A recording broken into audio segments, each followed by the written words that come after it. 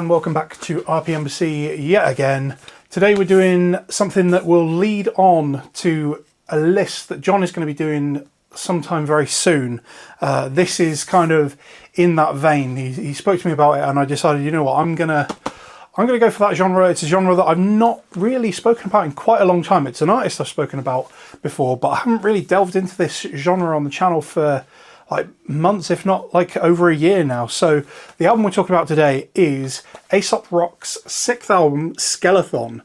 This is his 6th album from 2012, July 10th.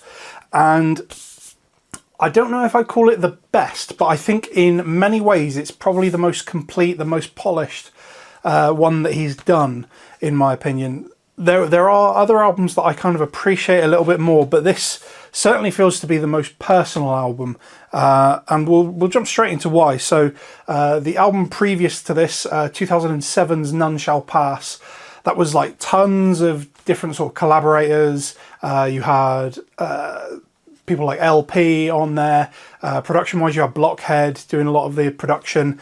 This production wise is just Aesop Rock himself. So as far as I'm aware, instrumental wise, obviously lots of samples, but pretty much built from the ground up by Aesop Rock himself. There are vocal features on here, but I think the overwhelming theme on this in terms of the sound, and also from review or interviews from the time, seems to be sort of around depression and a lot of references to death and things like that. And you can kind of even hear that just in the way the instrumentals are put together. It's a very, there's like a weird kind of malaise almost through the album, but in a good way.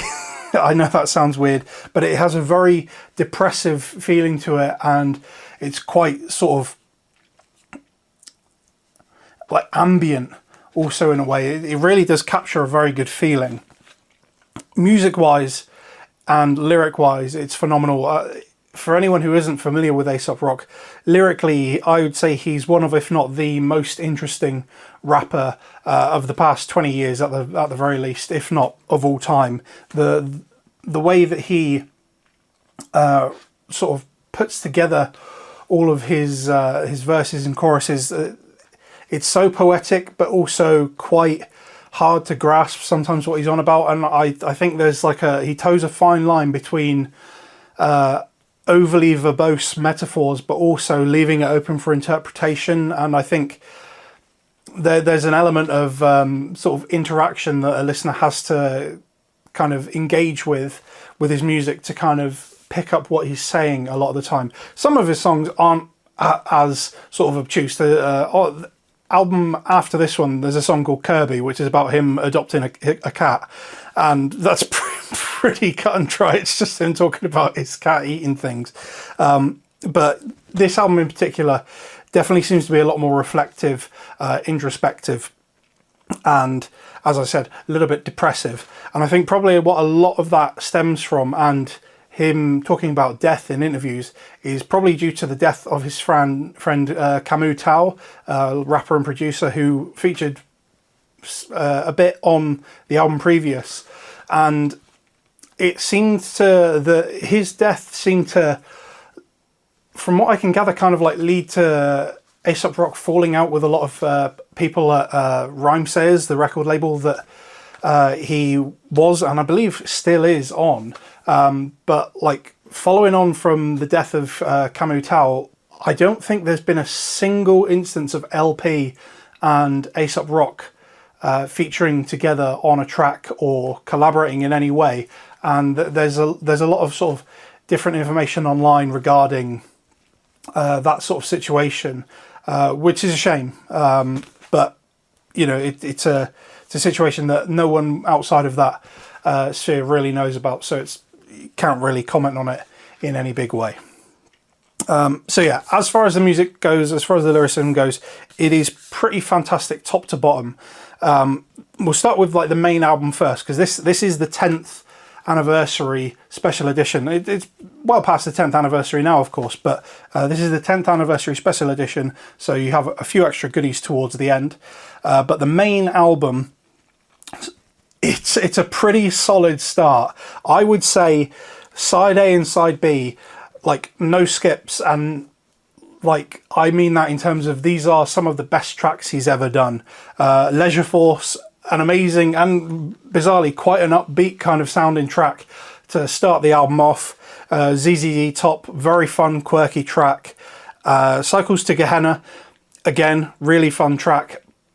And something on those three in particular, and you'll see later on in the album as well, there's a lot of very kind of like distorted, kind of almost like garage rocky kind of bass tones and like guitar noises and things like that. It's a lot less like hip hop sounding than you might expect from a hip hop album. It feels really like DIY and sort of in the moment, and I really love that tonality. It does kind of feel like almost he's kind of come up with a beat and then run it through a ton of effects pedals, and I love that kind of the texture it brings. Side B starts off with track 4, Zero Dark 30, and I think this in many ways may be my favourite, certainly my favourite single that Aesop Rock has ever done, and it is definitely up there in terms of just tracks in general. There are a few other tracks that would be contenders, but this is very, very close for sure. I think as in terms of that kind of introspective, depressive sound, Zero Dark 30 has that in spades.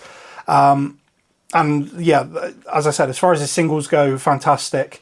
The music video as well, if you've never seen the music video for it, I highly, highly recommend that. It's like a beautifully done video.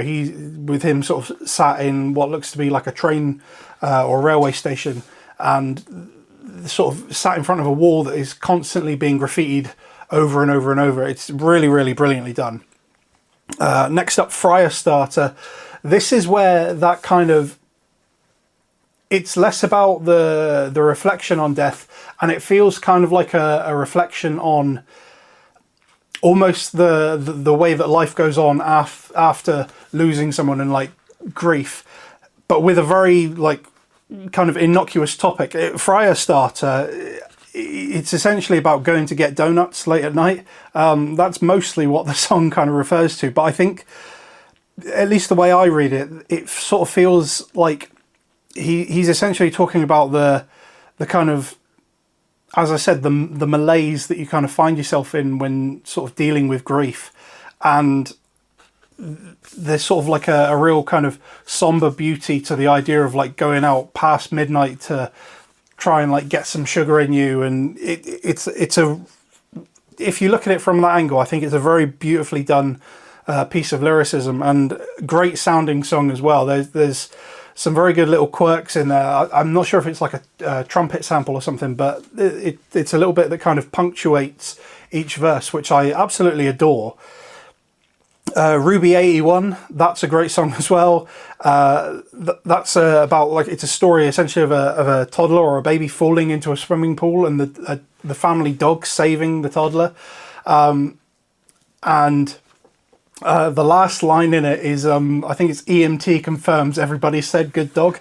And like, that is where like, I love the way he writes lyrics. There's a quirk to them, and kind of like,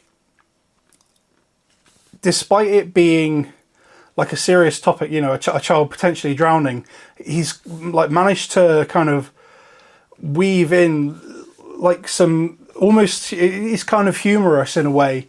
And just like the way that he manages to do that in so many songs, it's kind of like it's got like a Bill Burr kind of vibe to it in terms of it's like slightly disrespectful, but it's, I don't know, it's difficult to say exactly what I mean, but I think you get it. If you look at the lyrics, you'll kind of understand what I mean. Final parts on side B, Crows 1 and 2. Crows 2 in particular is really nice, instrumentally especially. The arpeggio that's going in the background of it is really beautiful. It's quite linear, and it tricks you into thinking that the song's going certain places in terms of the melody, but it doesn't quite get there. It kind of keeps you on edge, and it's got a really interesting sort of note choices to it, and yeah, it really works fantastically. Side C and side D, the last half of the album, the tracks I'll highlight on here are essentially the first three on side C: Racing Stripes, 1000 O'Clock, and Homemade Mummy. 1000 O'Clock is one of the best instrumentals on this album as a whole. Homemade Mummy and Racing Stripes both have that fantastic aggressive bass sound to them again, and like, as I said, if that's a tonality that you enjoy, I think you'll absolutely eat this album up. It's so good sounding, and like it. I love some lush production. I love really crisp and punchy production, but this just kind of has like a bit of soul to it, which I you know, in this instance, and the kind of the themes of the album, I really dig. As for the sort of presentation of the album as a whole, you've got some phenomenal artwork. I absolutely love that album cover. It's so nicely drawn, and you've got the sort of stakes on the background there as well with the track listing. And inside you've got some more amazing artwork as well. Just really beautifully done. I really appreciate the choice of sort of artistic presentation that has gone into this, which I would say hip hop as a whole, you don't necessarily get that kind of presentation, that sort of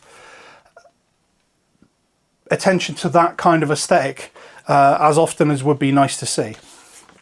As far as the LPs themselves, being that this is a 10th anniversary, you've got a nice sort of white splatter finish there, side A and B, with a sort of weird cheesy looking logo.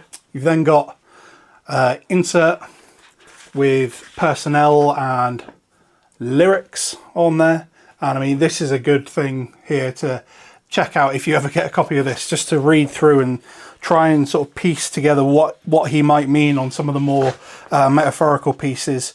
But yeah, you've got all the sort of different bits and pieces about individual vocals and any extra instrumentation that did take place on here. But as I said, it is majoritively his own production. And then sides C and D, again, similar sort of colour there on the front and the back. And then the final LP, which this one is very special, and this was kind of the entire reason I made the purchase. It's a picture disc of the album cover, and just really nicely done there. I'm not sure if you can see it, but there is sort of almost a slight sparkle to it. I think just the sort of combination of the graphic on top of that clear really does add like a nice sort of glitteriness to it, but absolutely beautiful. This has got some B-sides and some remixes on it. The one that I would really check out is the Zavala remix of Cycles to Gehenna. That's like properly deconstructing the track, and it's nothing like the original track, to the point that there were times when I sort of first heard it that I kind of forgot I was listening to a remix. And for some that might not necessarily be a positive thing, but for me, I really love how it's a complete rethinking of how the song can be. Yeah, really beautifully done. There's a couple of tracks with Rob Sonic on here. Doc and Rules is the one that I would check out if you are going to pick one of them to listen to. It is essentially a Hail Mary Mallon track, which is that's the side project of Aesop Rock and Rob Sonic, but it's just like, it's a nice B-side to listen to. It's a great track.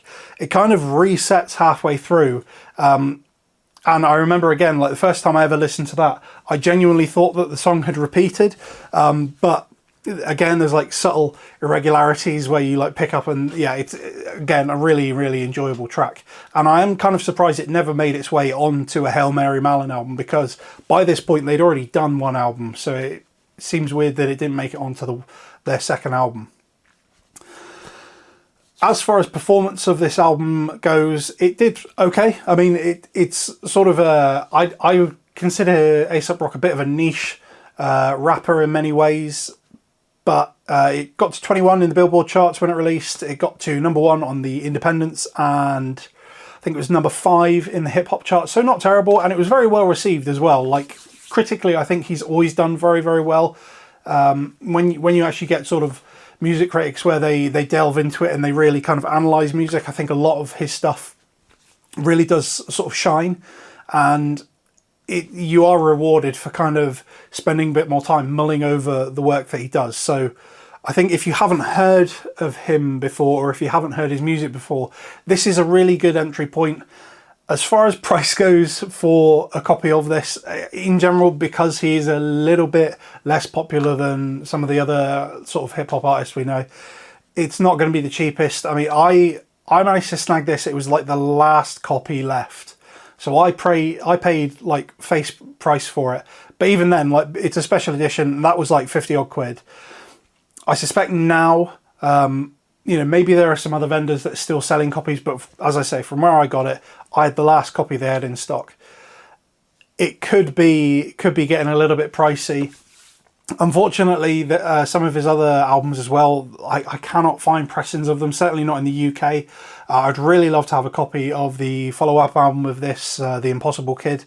But, you know, maybe one day we'll just have to wait and see, be patient. Maybe one day something will pop up. But yeah, if you do find a copy of this on the cheap, like, absolutely grab it. I think, as I said the other week, in terms of the sort of sound of vinyl, the way that certain albums, certain genres, and certain production techniques lend themselves to being listened to in a format such as this.